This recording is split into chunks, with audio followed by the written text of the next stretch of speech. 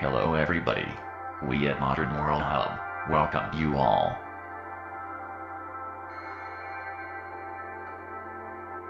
As part of Women's Power Hub, Women's Power Book, and TopmostShop.com, we offer you free articles on the modern world. Today's article is Mumbai and Delhi terrorist attacks. Will India shining vanish and Indians share Pakistani life?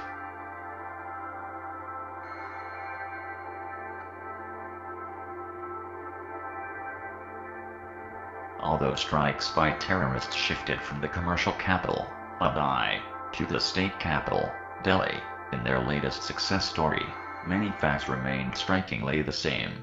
Elusiveness of the plan, death of ordinary innocents, chaotic hospital visits by healthy politicians, condemnation of terrorism and the appeals for calmness, they all remained the same. Matching that in planning secrecy, terrorists remained as elusive as Harrison Ford in The Fugitive.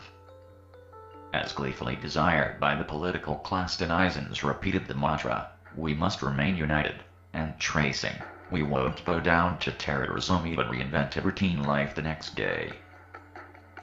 The only fact that unknowingly changed was this: from a national tragedy, an act of city terrorism inched us towards a law and order problem. But why? Matching extremism, while a terrorist act just needs a bag, chemicals, trigger an innocent crowd at one extreme, it needs a colossal measure of intention, ideas, cash, trained staff and technology for its prevention on the other. Unlike the USA, which woke up after 9/11 and prevented further attacks, controlling terrorism hasn't been as easy for India as getting cinematic or constitutional plots from the West. India, for that matter, lacks most of the needed motivation.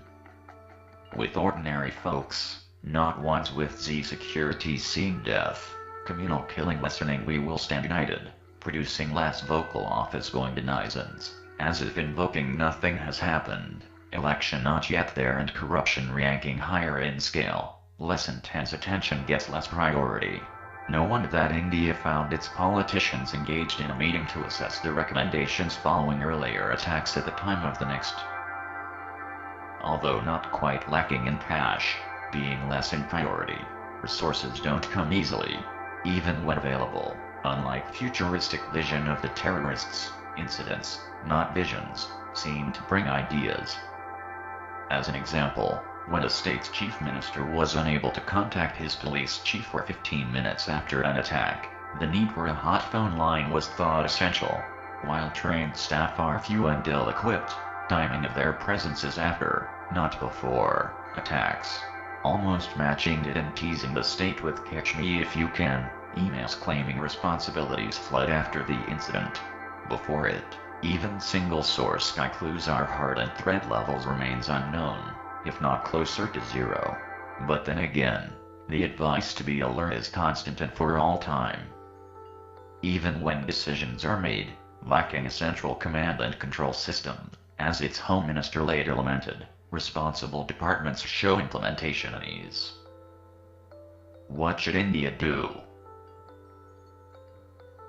Although members of its well-protected political class are still secure, they have to realize the facts said above. There has to be seriousness in intention, allocation of adequate budgets, formation of a centralized command and control unit, training of a large number of field officers, and use of the latest technologies to make cities like ancient castles. Equally, India has to produce ideas. For this, experts should be hired from the developed countries and terrorism conferences done routinely for inventory ideas. Technology, not men, should man its porous borders. Although, if Maoist-affected villages and the less reported Northeast are taken into account, India is already plagued. If terrorism is not controlled effectively, its cities are going to follow suit.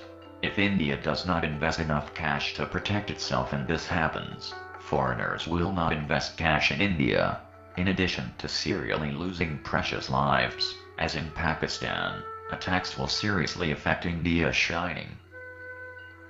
If the guys next door are hell-bent on destroying India is given credence and that making 70% of Punjab adults drug addicts is accepted as gospel truth, Delhi isn't far.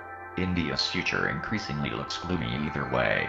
However, she cannot afford to be in a state as USA was before 9/11. Not sure if India needs help, but because India has much to offer, the world needs India. Thank you for listening. Hope you enjoyed it. To listen to more articles, subscribe to our YouTube channel. To read our articles, visit our blogs: Women's Power Hub blogspot.com, Modern World Hub blogspot.com, Sports Power Hub blogspot.com, and Web Promotion Hub blogspot.com. For empowerment of women, visit womenspowerhub.com. For empowerment of both sexes, visit womenspowerbook.org. For website promotion, visit topmostshop.com. Goodbye.